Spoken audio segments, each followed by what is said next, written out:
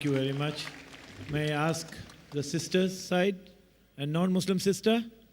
My name is Lakshmi. I'm a journalist. I have two questions. The first one is on family planning. I was told by another Muslim friend of mine that you don't encourage family planning. Now, I'm sure probably my grandmother's generation were more than happy to produce 10, 15 children. But given the state of affairs today, I mean, how is it possible to put a stop if you don't have family planning?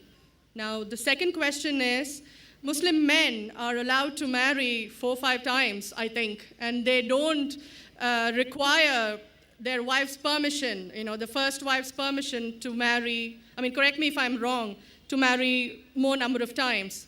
So I actually don't see any logic in this because I believe it's one man, one woman. That's the institution of marriage. So please clarify. Thank you. Sister, there are two questions. Very good questions, but long answers. First question is family planning. That she said, the sister, in my grandmother's time, produce more children, good, but now the world is changing. Let's see whether your grandmother is right or you are right. In Islam, as far as family planning is concerned, family planning is a big word, but there's unanimous agreement that as far as permanent method is concerned, all the Islamic scholars, everyone agreed that it is haram. Tubectomy, vasectomy, it's prohibited. Even abortion, it's prohibited unless it is to save the life of the mother. In that case, you can do permanent method, you can do abortion. For example, the doctor tells you that the lady has heart problem, and if she conceives again, it may be danger to her life. Or if she has multiple cesarean section, 3, 4, 5, one more child will be detrimental to health, then any method is permitted. So as far as permanent method is concerned, abortion is concerned, unanimous agreement, it is haram because Quran says in Surah Anam chapter number 6 verse number 151 that kill not your children for want of sustenance, for it's Allah subhanahu wa ta'ala, Almighty God, who will give sustenance to you and your children. The message repeated in Surah Isra chapter 17 verse number 31, kill not the children for want of sustenance, for it is Allah subhanahu wa ta'ala, Almighty God, who will give sustenance to you and your children. Now here we realize, based on this verse of the Quran, killing children is prohibited. Furthermore, as far as temporary method is concerned, I being a medical doctor, as far as contraception is concerned, the most common is the copper T. And we learned in the medical college that it's a contraception. But we realize it's not a contraception, it's a contra-implantation. The ovum and the sperm has already met, they form the zygote, but it is a very early abortion. It's called as a contraception. The right technical word is contra-implantation. And if you let your imagination a bit ahead, it is nothing but an early abortion, so this too is prohibited. The difference of opinion as far as temporary method is concerned, but our beloved Prophet Muhammad, one person approached the Prophet and said that he used to do uzl, that is coitus interruptus, breaking the act and preventing the fluid of the male to enter the female's body. The Prophet was silent. Now one group of scholars said because the Prophet was silent, he permitted. The other group of scholars said because he was silent, he prohibited. Difference of opinion, but let's get back to the main reason. So as far as copper T is concerned, that too is prohibited. OC pills, oral contraceptive, it changes the physiology of the body. Allah says in the Quran in Surah Rum chapter number 30 verse number 30, do not change the physiology of the body. And I being a medical doctor, I know there are so many complications for that. Now, coming to the basic question, why should a person want to do family planning? Is the basic question. Let's treat the cause. We as medical doctors, we prefer killing the germs rather than symptomatic treatment. One thing is symptomatic treatment. The other is knowing the cause and killing the cause. Now, broadly, majorly, there can be two reasons why a person wants to do family planning. One can be because he's poor and poverty prevents him from looking after many children.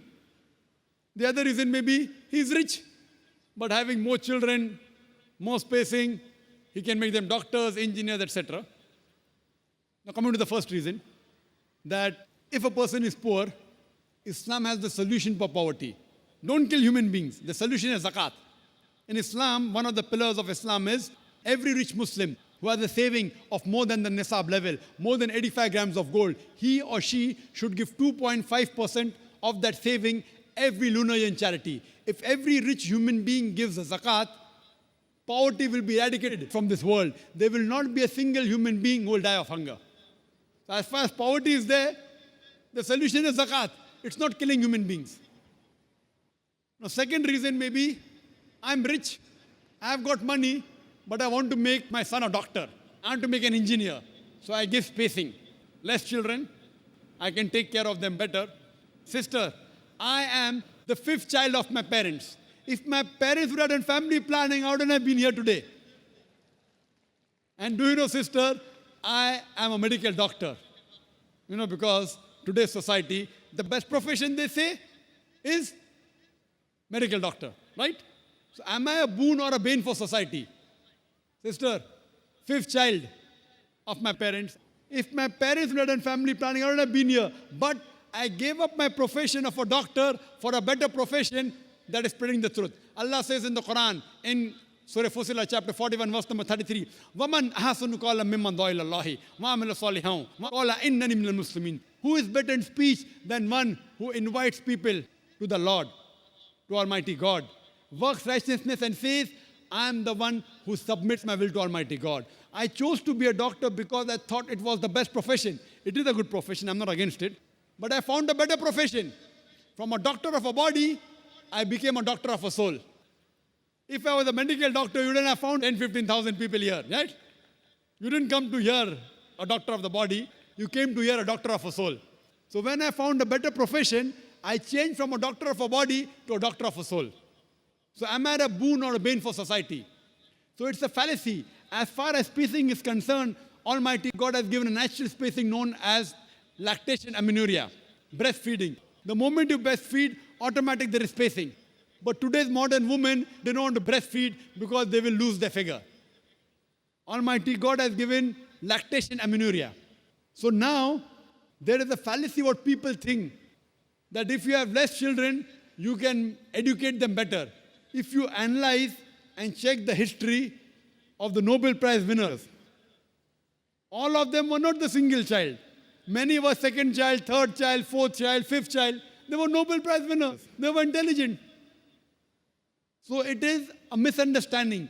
That's the reason the Quran in Surah Anam chapter 6 verse 151 and Surah Isra chapter 17 verse 31, it sounds similar. The first verse, Surah Anam chapter 6 verse 151 says, kill not your children for want of sustenance, for it is Allah subhanahu wa ta'ala Almighty God who will give sustenance to you and your child. This verse is referring to the poor people. That if they have one more child, even I will die and my children will die. The next verse of Surah Isra chapter 17 verse 31, the order is reversed. Kill not your children for want of sustenance, for it is Almighty God who will give sustenance to a child and you. Why is the order reversed? Second verse refers to the rich people. Don't worry, if he has more children, he will not die. He is worried about his children. So God says he will take care of your children as well as you. And now we realize, sister, that if you go to America, they encourage population. And the children wear a t-shirt, I am my father's tax saver. The more children you have, the less tax you pay. Same in Canada, same in Australia. In India, it's opposite. Hum do, hamare do. एक के बाद अभी नहीं, दो के बाद कभी नहीं. It is a problem with Indian government. You know, China has the maximum population. India number 2. Do you know, sister, today, the 2 superpower in future, which countries are they? China and India. Why? Because of population. So grandmother is correct. The more population you have, the chances of the country to improve. China today is the country which is the maximum improving. And India is neck to neck fighting with China. So the difference of opinion, who will be superpower in the next 20 years? Some say India, some say China. Why? America is nowhere. Australia is nowhere.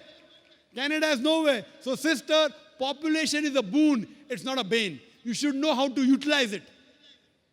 We don't know how to utilize it. What we have to tell the government, you change your laws to utilize the man force, to utilize the population. So your grandmother was correct, that the more children you have, she will also be better. And there's a third category sister. They aren't poor. They aren't bothered about less children. I can take care of them better. What they say, who wants to take the headache of upbringing the children? I'm rich, no problem, money. I'm not bothered whether my son becomes a doctor or engineer, but who wants to take care of looking after the children? Third category. There are certain communities, even Gujaratis, they marry early. They have children early, and by the time they are 35 years old, 40 years old, their child is 15 years, 20 years, they are sitting on the seat of the business of their father. So by the time they reach 45, they can retire. They don't have to wait till 60 years. Marry early, have children, children take care of the business, and they relax early.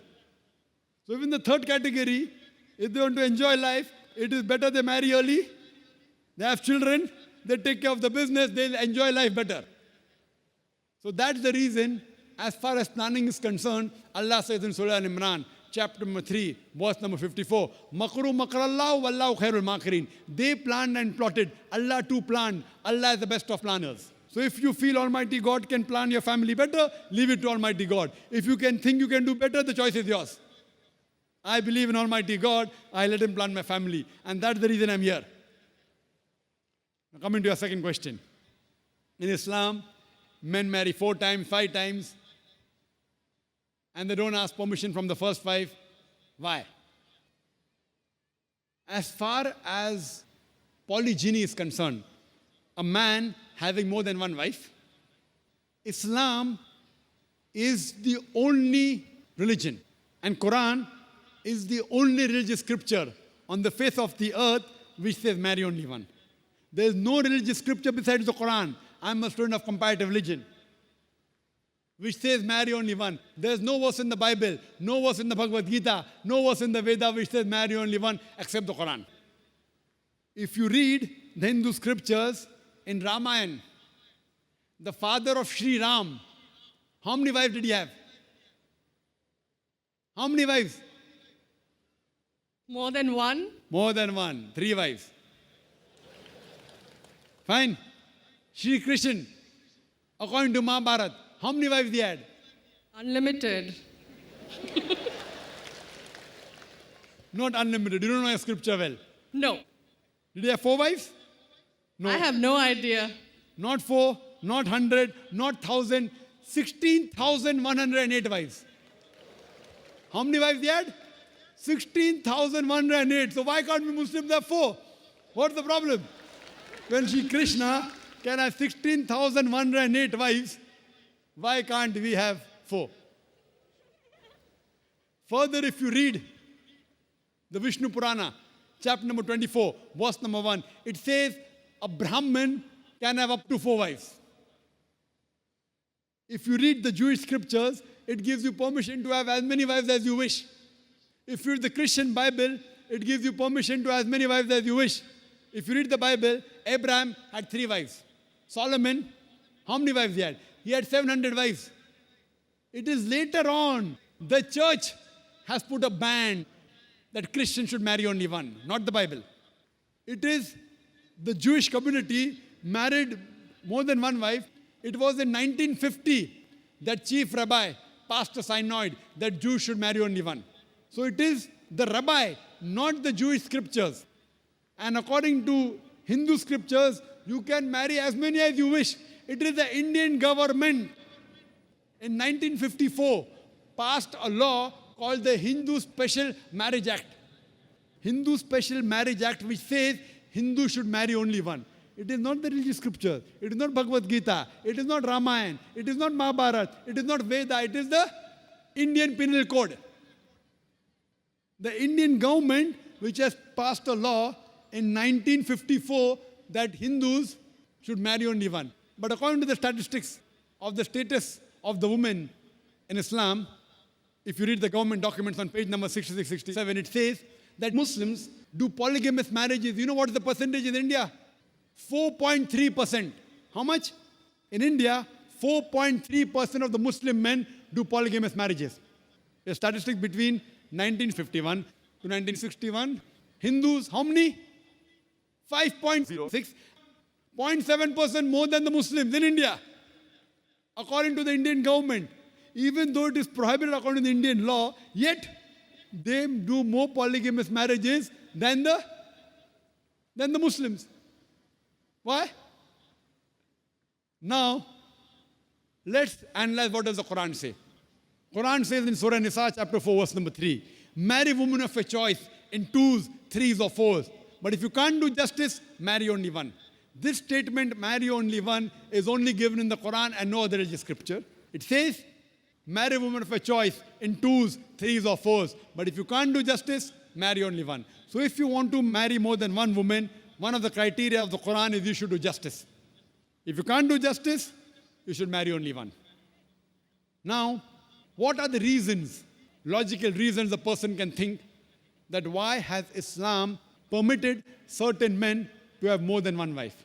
Many non-Muslims think it is fard, it is compulsory for a Muslim man to have more than one woman, to have more than one wife. It's not compulsory, it's optional. It's not fard, it's not compulsory. How many Muslim men do you know who have more than one wife? How many do you know, sister? How many do you know? A few. How many? A few again. Few means 1, 2, 3, how many? Yeah, at least about 3. About 3. Have you heard of Dharminder? Yeah. How many wives he has? 2. Muslim or non-Muslim? Non-Muslim. Non-Muslim. Your previous chief minister, what's the name? Jayalalitha. Yes. Hindu or Muslim? Hindu or Muslim? Hindu. Hindu, fine. Now these are famous personalities. Fine. How many famous personalities you know in India who have got more than one wife? The 3 you know may be locality, fine? Yeah. Local, maybe friend in your neighborhood, maybe your colleague. In India, there are more non-Muslims having more than one wife than the Muslims. Now let us understand what are the logical reasons. Come back to logic now. Now, by nature, if you ask any medical doctor, he will tell you, male and female are born in equal proportion. Girls and boys are born in equal proportion. But any medical doctor, any pediatrician, any children doctor will tell you that the female sex, the female child is stronger than the male child. That's the reason there are more deaths in the male children as compared to female children. So in children's age itself, the female children are much more than the male children. As life goes on, there are people dying due to accidents, due to alcoholism, due to war. There are more males dying as compared to females. Today, if you analyze in the world, there are more females in the world as compared to males. There are few third world countries like India where the male population is more than the female population. And do you know why? The reason is because of female feticide and female infanticide. According to an article, a program which came on BBC by the name Let Her Die, the program was assignment. There was a British reporter by the name of Emily Buchanan. She comes to India and she says that every year in India, more than 1 million fetuses are being aborted after they identified that they're females. She says more than 3,000 every day. You multiply, more than 1 million every year. According to the Tamil Nadu government hospital report, she gives the statistics, out of 10 female born alive, do you know how many are put to death? 4. Sister, did you know that? Tamil Nadu, your state, your beloved state, according to the government statistics, out of 10 females born alive in the government hospital, 4 are put to death. There are billboards put in Rajasthan and here, which says that spend 500 rupees and save 500,000 rupees. You know what does it indicate? Spend 500 rupees, do ultrasonography, do amniocentesis, identify the child you're carrying is a female, abort her, and save 5 lakh rupees, 500,000 rupees. Maybe a couple of 100,000 upbringing her, and the remaining 100,000 in dowry. If you stop this evil practice in India, our beloved country, stop the female infanticide, stop the female feticide. Even in India, the population of female will be more than the male population. If you see the rest of the world, if you see New York alone, there are 1 million females more than males. In USA alone, there are 7.8 million females more than males. In UK alone, there are 4 million females more than males. In Germany alone, there are 5 million females more than males. In Russia alone, there are 9 million females more than males. And God alone knows how many millions of females are more than males throughout the world. Suppose I agree with your philosophy, sister. You said, one man, one woman. If I agree with you, sister, with your philosophy, one man, one woman. And suppose my sister happens to be in America, or your sister happens to live in America. And suppose the market is saturated. One man, one woman, saturated. Yet there will be 7.8 million females who will not find life partners. One man, one woman. Now the option for these 7.8 million females is either marry a man who already has a wife or become public property.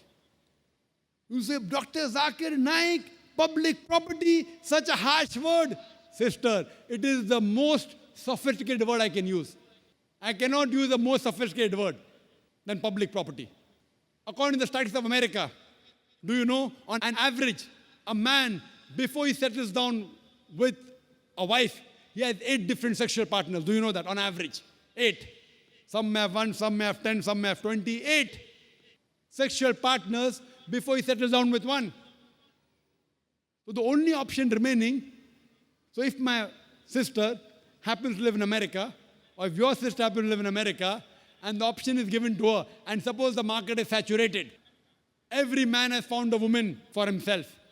And unfortunately, if my sister, or if your sister happens to be one of the women who has not found a life partner, the only option for them is either marry a man who already has a wife or become public property. Any modest woman would opt for the first.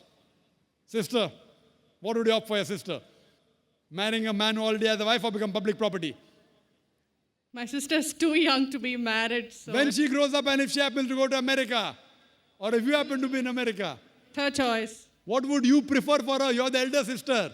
Would you prefer her becoming public property or marry a man who already has a wife and get equal rights? In Islam, if you have a second wife, you give equal rights. In America, the public property has got no rights. She's degraded. She's dishonored. In Islam, she has an equal right. She gets honor. What would you prefer for younger sister when she grows up? Sometimes it's difficult to speak the truth, sister, correct? Especially in front of such a large audience. Anyway, I've got your answer, sister. Thank you. And your silence speaks for that. So that's the reason in Islam, sister, men have been allowed to marry more than one wife is to protect the woman, not to degrade her. Regarding a question, is it compulsory that the husband should take the permission of the wife? It's not compulsory because if she wants to protect, if that man wants to protect another woman, a normal woman, I agree with you, sister, no woman under normal circumstances would like to share the husband. You have to agree. This is human nature. But if the woman is a good Muslimah, is a good Muslim woman, what she says, let a small loss take place to prevent a big loss. She will say, I know sharing my husband is a loss for me, but I would prefer letting a small loss take place for me to prevent my sister becoming public property. She's a good human being. So she would surely give permission to the husband to marry a second woman, if she's a good Muslim woman. But taking permission is not fard, it is preferable. But at least informing is a requirement so that he does justice between the two wives. Hope that answers the question, sister. Thank you. The time is running out. We can take probably 1 or 2 questions more only. So, brother on to my left in the front mic. Yes, brother, your name and your profession, please. Say, I am Appavu. My profession, I am a postgraduate teacher. My first question, you call me as a brother, then what is the difference between the brother and Muslim brother? Second one, I saw that in the exhibition, there is the musical instrument put into mark. You are not supposed to use the musical instrument. My brothers are not supposed to use the musical instrument, means some of the instruments make the mind calm and brings the alpha level. That is Qadr Ibrahim, Malaysia, he said that. So if it is the correct reason, I want the correct reason. There are two questions. The first question is that you call me brother, so what's the difference between me and the Muslim? There are two types of brother in Islam. One is brother in humanity, one is brother in faith. Now, all the human beings, whether Muslim or non-Muslim, he is my brother in humanity because we have common grandparents, Adam and Eve. Correct? Now, a Muslim is my brother in faith. So if you accept Islam, if you submit your will to God, from brother of humanity, I will call you brother in faith. So today if you say, fine, I want to submit my will to God, I want to get peace. So from brother, I will call you brother in faith. The two types of brothers, brother in humanity, brother in faith. Coming to your second question. In the exhibition, you saw a cross on the musical instruments. Some musical instruments being serenity, calmness to the mind, according to some Malaysian you quoted. So why is it prohibited? There are various hadith of beloved Prophet Muhammad who has prohibited musical instruments. He did permit duff, one-sided open drum, during weddings, during Eid, etc. But as far as all the other instruments are concerned, he prohibited. The reason is because these musical instruments, they take you away from Almighty God. And you see this today. The musical instruments, the string instruments, the flute, you have rock shows going on and people get frenzy, they take out their clothes and they dance. You hear the film song, film song. It has music. It is meaningless. Ek, do, teen. What ek, do, teen? Ek, do, teen, char, panch, chhe, saat, aath. And we keep on repeating. What do you keep on repeating? And then we hear the song, the hero telling the heroine, मैं तुम्हारे लिए चांद तोड़ के लेके आऊंगा, मैं तुम्हारे लिए सितारे तोड़ के लेके आऊंगा. I'll get the moon for you, I will get the stars for you. We know it is illogical. Can a lover get the star for the girl? Can he? No. But yet we recite. Why? Music. So with music you go into trance and you don't realize what you're saying and you keep on repeating it. So it takes you away from the truth. Takes you away from Almighty God. That's the reason in Islam, our beloved Prophet, peace be upon him, to prevent you from getting intoxicated. It may have some good points also, but the loss is more. Like the Quran says in Surah Baqarah chapter 2 verse number 219, when they ask you concerning intoxicants, alcohol, tell them in it is loss and profit. But the loss is more than profit.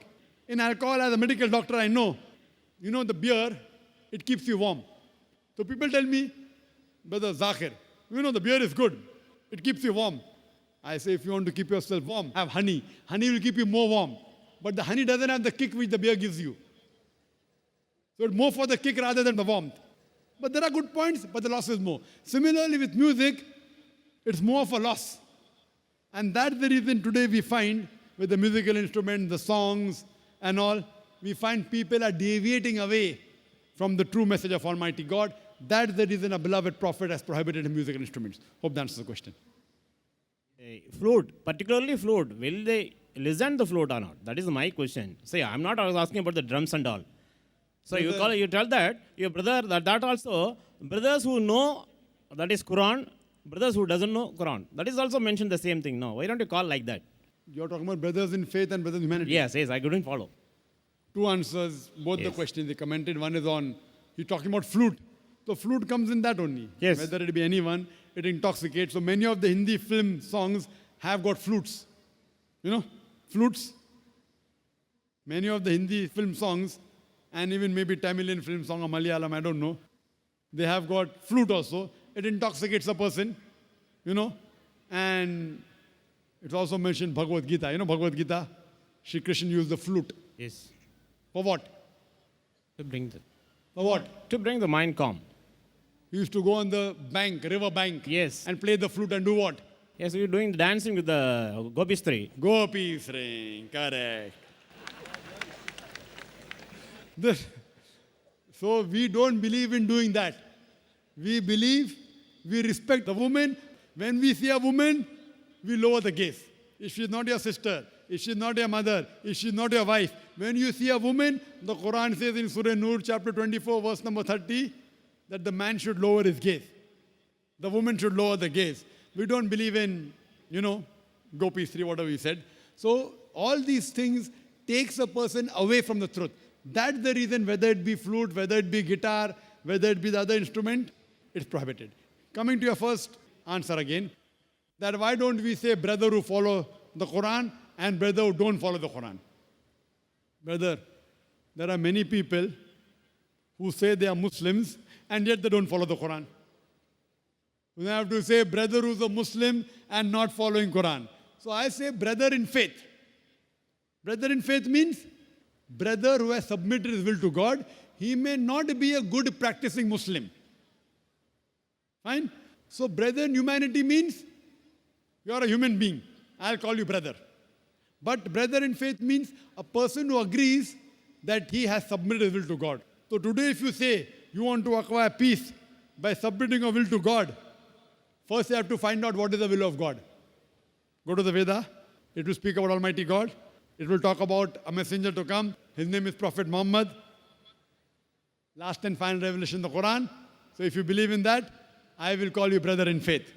So brother in faith is more closer to me than brother in humanity, but both are brothers to me. Hope that answers the question. Okay, thank you, sir. Yes, can we take a question on to my left, the back? Yeah, I am Vikram. I am an auditor by profession. This is a question of my friend. The question is, what is the reason behind slaughtering the animals in Bakrid? Does this really satisfy Allah? Does this have any scientific reason as other rituals have in Islam, like fasting? Well, I ask the question that what is the reason? What is the logic behind slaughtering the animal during Bakrid? Does it satisfy Allah? Does it have scientific reason like the other Islamic rituals have got scientific reason like fasting, etc.? Brother, Allah says in Surah Hajj, chapter number 22, the blood and the meat does not go to Allah subhanahu wa ta'ala. He does not require blood and meat. It is your piety, it is the taqwa which reaches him. So we slaughter the animal not because the blood and meat should go to Allah. That's in most of the other religions. In the other religions, you slaughter the goat for the God. And you leave it on the idol. Maybe somebody else will come and eat it, the priest or someone. But you leave it to the idol for God. Quran says in Surah Anam chapter 6 verse number 14, Allah subhanahu wa ta'ala, He feeds everyone but does not require to be fed. So when we slaughter the animal, we don't do it so that the meat and the blood go to Allah. The logic is, it is in remembrance of the incidents of Prophet Abraham, peace be upon him. When Almighty God asked Prophet Abraham, peace be upon him, that who do you love the most in this world after Almighty God? So he says, my son. So Almighty God asked him, that will you sacrifice the most beloved thing which you like for me? And Prophet Abraham, peace be upon him, he listens to this commandment. And his son tells his father, Ishmael, peace be upon him, that, Father, blindfold your eye, so that though you love me, you should not see me. Maybe your hand would not execute what your God wants. So in this way, the incident continues. And when he's about to slaughter his son, there is a replacement by a sheep, by a goat. In remembrance to that, we commemorate the Bakrid. Now, when we slaughter the animal, it is a remembrance to the world that Almighty God does not require human sacrifice. He was testing Prophet Abraham. Not that Almighty God did not know whether Prophet Abraham will pass in the test or not. He knew it very well, that this prophet of mine, he will pass the test. It is reminding everyone that human sacrifice is prohibited. Even today, especially in this country of ours, India, every day, human beings are being sacrificed in the name of God, which is prohibited. Here we are being reminded, Almighty God does not require human sacrifice. Furthermore, when we slaughter the animal, we do not believe that the meat and the blood go to Almighty God. When we slaughter the animal, we have to give minimum 1/3 to the poor people. Other 1/3, we give to relatives and friends. Maximum you can keep is 1/3. So here again, we are sharing. If you want, you can give everything to the poor people also. But minimum 1/3 you have to give. 1/3 to your relatives and friends, 1/3 you can eat. It is helping the poor people, feeding the poor people. So here we are being reminded that human sacrifice is prohibited, and we are being reminded that Almighty God does not require blood or the flesh of any animal. At the same time, we are helping our poor people to feed them and increase the brotherhood. Hope that answers the question. Yes, we will take one more last question. From the sister side, if there are non-Muslim sisters, we will take the question. Otherwise, we have a lot of non-Muslim brothers here. There is one question from a non-Muslim. She was my neighbor once, and she was always asking this. Go ahead, sister. Okay. Assalamu alaikum. My name is Husna. I'm a homemaker. My question is, that is, my neighbor's question is, every Muslim follow Quran in the whole world. Why then too many Jamaat? The non-Muslim neighbor always asks me, she says, then why do you say one Allah? Because so many Jamaat is telling that covering head during the namaz is not required, and shaking the first finger and whatever. Sisters asked a question that one of our neighbors asked, that if all Muslims believe in one Quran, they believe in the same book, then why are there so many sects, so many Jamaat? The reply is given in the Quran in Surah Al-Imran, chapter number 3, verse number 103. وَاتَصِمُوا بِحَبْلِ اللَّهِ جَمِيعًا وَلَا تَفَرَّقُوا. Hold to the rope of Allah strongly and be not divided. The rope of Allah, it is a glorious Quran. So we Muslims should hold to the rope of Allah and be not divided. As far as making sex is concerned, Allah says in Surah Anam, chapter number 6, verse number 159, that, O Prophet, if anyone makes sex in the religion of Islam, you have nothing to do with him. So making sex in Islam is haram. All of us have got one label, that is Muslim.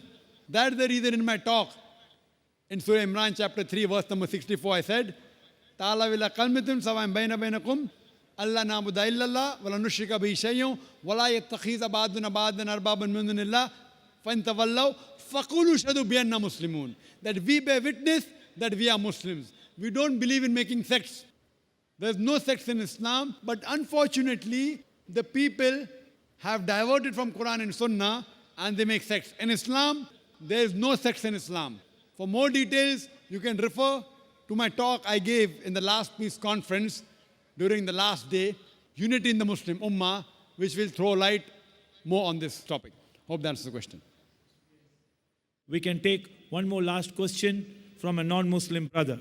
First of all, I would like to show my deep, humble respect for giving preference to brother in humanity rather than brother in faith. That is my simple, humble, sincere respect for giving preference. I like it very much. My questions are, one world is true. Everybody agrees here. One God, I think the world is slowly accepting. So multi-gods are there and multi-religions are there. I believe God surely likes to prove that back again. Like in the past we had one God, one earth, one religion. Now we have come to one earth, many God, many religion.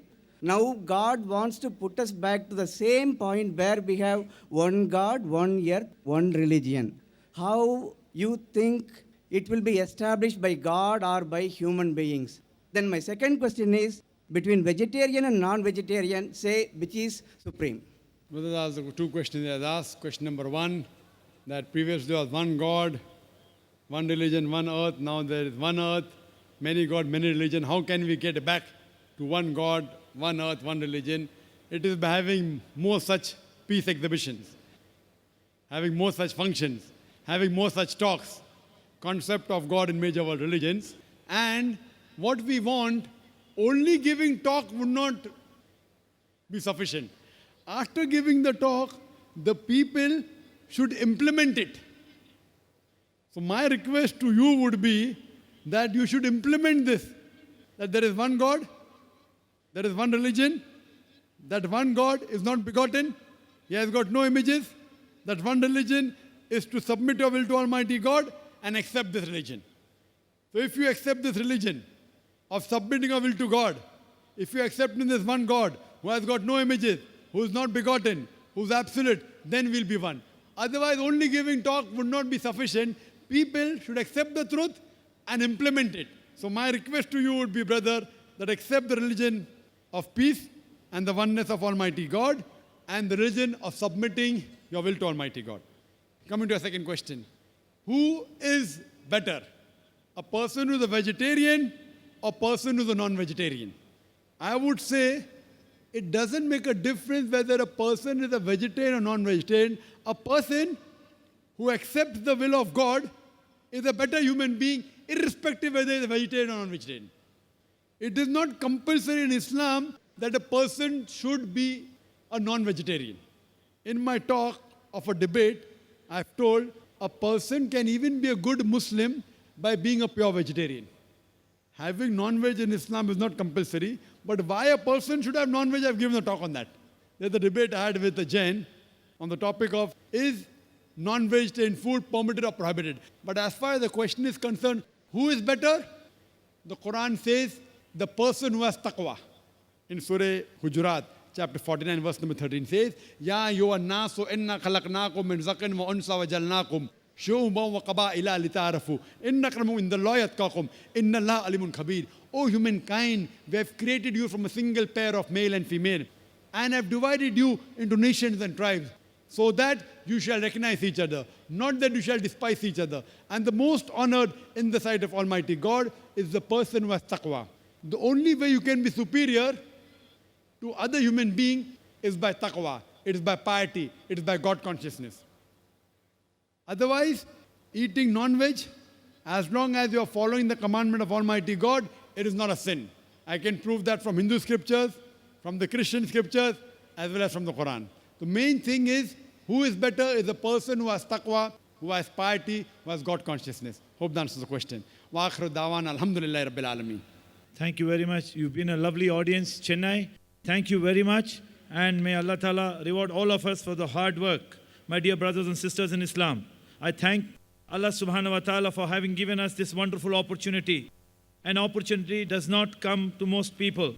And who can deny the fact that each and every person who has visited this exhibition has benefited in some form or the other. And also tens of thousands of others who have heard this lecture live. I thank you once again, Chennai, and thank you, brothers and sisters, for being a wonderful audience. Jazakallah khair. Assalamu alaikum wa rahmatullahi wa barakatuh. داهمتنا الكروب أغرقتنا العيوب فاكفنا همنا يا حبيب القلوب